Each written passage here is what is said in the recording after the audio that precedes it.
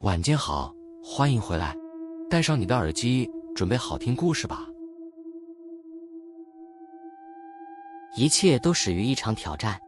作为一名高中2年级的男生，我从来不相信那些鬼故事。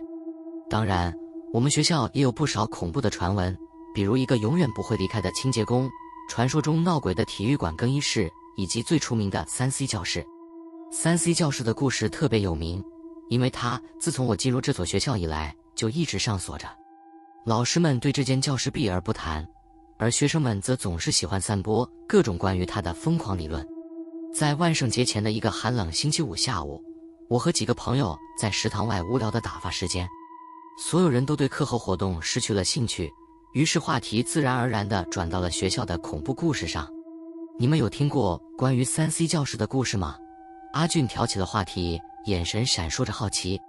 我听说里面有个人从来没出来过。切，别装神弄鬼了，那只是个废弃的教室罢了。小峰不屑地摆了摆手，但他的声音里透露出一丝不安，显然这个传闻也让他有些顾虑。我耸了耸肩，并不在意。可能是学校觉得那间教室太破旧，懒得维修吧。再说，学校里有很多地方老师不让我们进去的。要不我们进去看看？阿俊坏笑着，语气中带着挑衅。你疯了吗？那间教室已经锁了好几年了，谁知道里面有什么？小峰立刻反驳，但我能看出他也有些跃跃欲试。只是看看而已，总比听那些无聊的课外活动有意思吧。阿俊继续煽动。就这样，话题从恐怖故事变成了挑战。没过多久，我们几个人就站在3C 教室的门前，仔细打量着这扇年久失修的木门。门上的漆早已剥落，铁锁也锈迹斑斑，看起来已经很久没有人碰过它了。真的要进去吗？小峰最后还是犹豫了，手指在门把上徘徊不定。怕了，我笑着挑衅，虽然心里也有点发毛，但不想在朋友面前露怯。当然不怕，他咬牙说，终于伸手去扭动门把。出乎我们意料的是，门把轻易地转动了，门也发出了嘎吱一声，缓慢地打开。里面的空气又冷又湿，像是很久没有流通过。我们互相看了一眼，谁都不想先踏进去。走吧，进去看看不就知道了。阿俊一马当先地走了进去，我和小峰犹豫了一下，也跟了上去。教室里的光线昏暗，墙壁上覆满了灰尘，地板上还留着几张破旧的课桌椅，仿佛这里曾经有过学生在这里学习，但早已被遗忘了。窗户上覆满了蜘蛛网，只有些微的阳光勉强透过窗户射进来，让这里显得更加阴森。这里看起来没什么特别的嘛，只是一间废弃的教室而已，我低声说，试图缓解内心的不安。阿俊却没有说话，他站在教室中央，盯着黑板出神。我走近一看，发现黑板上有一些模糊不清的字迹，像是有人用粉笔写下的，尽管过了这么久，还依稀可见。这些字是什么意思啊？小峰也凑了过来，皱起眉头。那些字迹像是一串陌生的符号，完全看不懂。正当我们在研究那些奇怪的字时，突然教室里的门砰的一声猛然关上了。我们全都被这突如其来的声音吓了一跳。阿俊猛地转过身，瞪大眼睛看着那扇门。谁关的门？我紧张地问，声音里带着不安。没人碰它，门自己关上的。小峰的脸色变得苍白。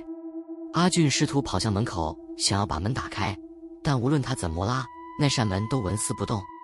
随着他的动作，我们开始感觉到周围的空气越来越冷，教室里仿佛笼罩着一股阴冷的气息。糟了，我们被锁在里面了。阿俊有些惊慌，开始用力敲打门，但外面似乎根本没有人能听见。别敲了，没用的。小峰的声音颤抖着，他的眼睛死死盯着教室的角落。你们看到那里吗？我顺着他的目光看去，教室的一个阴暗角落里竟然站着一个人影。我愣住了，那个人影模模糊糊，像是从黑暗中浮现出来的，身形瘦长，但没有五官，只有一团模糊的轮廓。那是什么？我喃喃自语，感觉到一股前所未有的恐惧涌上心头。那个人影没有动作，只是静静地站在那里，像是在凝视着我们。这里闹鬼了！阿俊慌张地退后，一不小心撞翻了一张课桌，桌椅发出刺耳的响声，打破了教室里的死寂。那个人影似乎被这声响惊动了，他开始缓慢地朝我们靠近。每一步都带着一种无声的压迫感，庞佛空气中充满了无形的重量，让人无法呼吸。快跑！小峰大叫一声，转身就往窗户那边跑。他试图打开窗户逃出去，但窗户上的锁已经生锈了，无论怎么用力都打不开。我感觉到那个人影越来越近，整个教室的温度都降到了冰点。我开始感到头皮发麻，背后的冷汗不停地冒出来，腿像是灌了铅一样，无法移动。就在这时，那个人影突然停了下来，庞佛在观察我们。我们3个人屏住呼吸，不敢发出一丝声音，只能僵硬地站在原地，眼睁睁看着他。他在做什么？我低声问，声音微微颤抖。不知道。阿俊咽了口唾沫，脸色苍白如纸。正当我们都以为自己逃不出去时，那个人影突然消失了，就像从来没有出现过一样。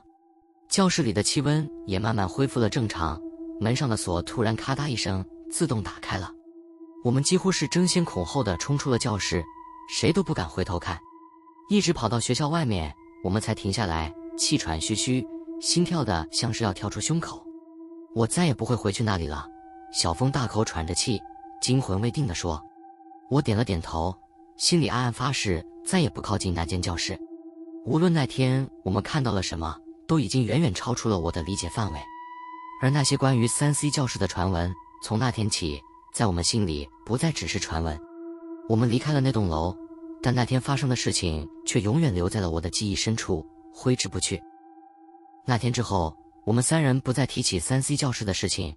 庞佛它是某个不应该存在的记忆，藏在我们心底的黑暗角落。然而，无论我们怎么努力将那个夜晚遗忘，某种奇异的感觉始终困扰着我。我开始发现，在教室里感受到的那股寒冷、压抑的气息，似乎并没有随我们逃离而消散。